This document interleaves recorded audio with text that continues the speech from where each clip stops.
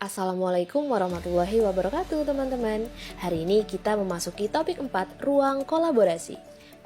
Mata kuliah Prinsip Pengajaran dan Asesmen. Materi hari ini tentang analisis studi kasus terkait pendekatan Culturally Responsive Teaching.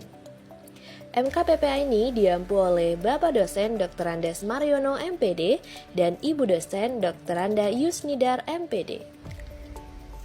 Kami dari kelompok 1 yang beranggotakan Anggun Sintia Ningtyas, Binti Maesaroh, Aprilia Harmawulandari, dan Binti Aslika. Pada kasus pertama, Pak Budi merupakan guru ekonomi. Hari ini, Pak Budi akan menyampaikan materi mengenai kewirausahaan. Sekolah Pak Budi terletak di daerah dataran tinggi dan peserta didik Pak Budi sebagian besar memiliki orang tua yang bermata pencarian petani. Kegiatan dan tugas yang sebaiknya diberikan Bapak Budi dengan menerapkan pendekatan Culturally Responsive Teaching dalam pembelajaran kewirausahaan bisa dengan cara melihat latar belakang budaya peserta didik, di mana orang tua dari peserta didik adalah petani di daerah dataran tinggi.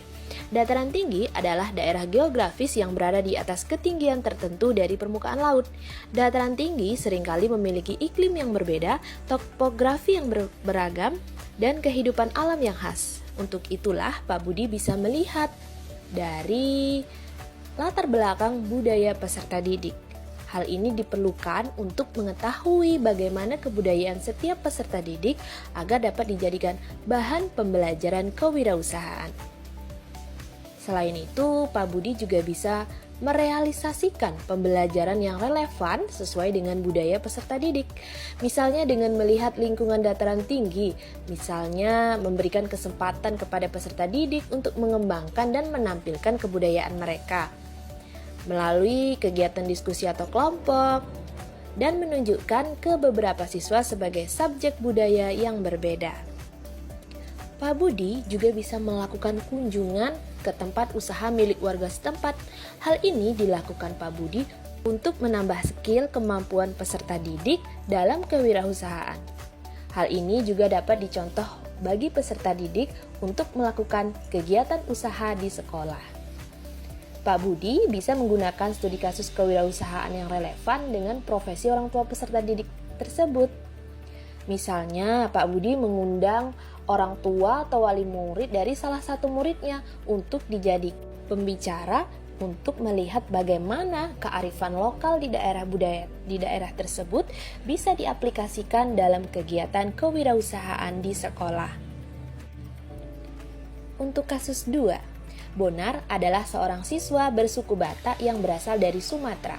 Saat memasuki SMP, Bonar dan keluarganya pindah rumah ke daerah Cianjur. Sebagian besar siswa di sekolah ini berasal dari suku Sunda. Bonar merasa kesulitan untuk beradaptasi karena perbedaan budaya.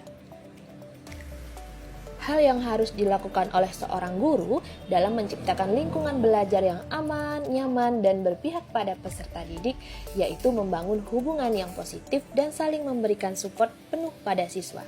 Artinya bahwasanya guru merangkul siswa satu persatu atau membuat murid nyaman dan leluasa dalam mengungkapkan ide mereka pada saat proses pembelajaran, memperbanyak interaksi di mana guru harus bisa merangkul semua siswa agar semua siswa merasa aman, nyaman dengan guru tersebut. Kemudian, guru bisa melakukan kerjasama dengan peserta didik untuk saling memahami antar budaya dan bahasa yang berbeda-beda, merangkul satu persatu siswa untuk membangun solidaritas dan identitas dalam diri peserta didik agar tidak terjadi diskriminasi antar temannya.